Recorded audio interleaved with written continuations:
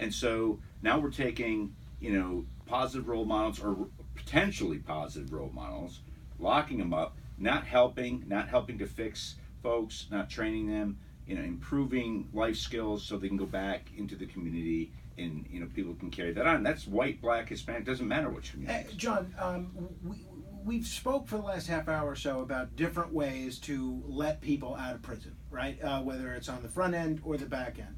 A lot of people are going to be listening to this and say, look how much crime has declined over the last 40 years. Maybe some of that is due to the fact that a lot of people that would be out committing crimes are in prison.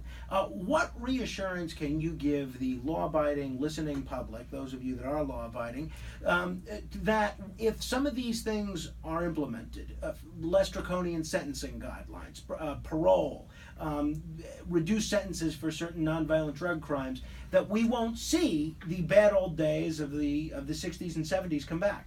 Sure. Well, with respect to the federal system in the First Step Act, no one can be moved to pre-release custody, which is step-down custody, without being classified as such, taking evidence-based programming, and being deemed by the Bureau of Prisons to be no risk. Now, to think of how big a step that is, remember the Bureau of Prisons is not a separate cabinet agency like it is in some states. So you're never going to have a BOP that doesn't answer to the Department of Justice. Remember, the Attorney General appoints the BOP director.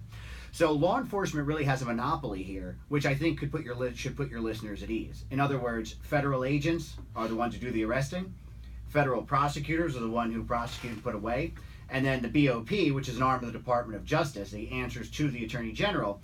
The BOP is the one housing them and then deciding when they move to custody. So in this context, I mean, unless conservative listeners or law enforcement based listeners are saying we don't trust the Department of Justice to know who should be released or who not, well, I think this is the safest scenario we're going to get into.